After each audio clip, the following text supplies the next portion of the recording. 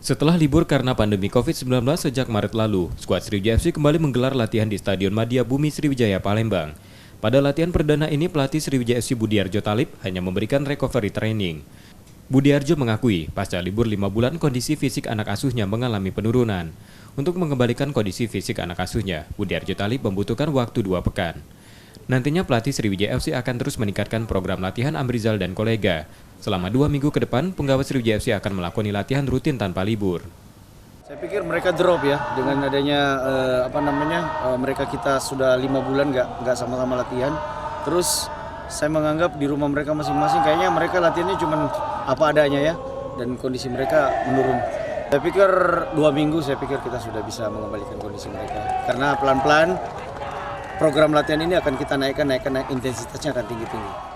Pada latihan perdananya ada 27 pemain yang ikut bergabung. Beberapa pemain anyar masih belum terlihat di latihan perdana itu. Nur Muhammad, Kompas TV, Palembang.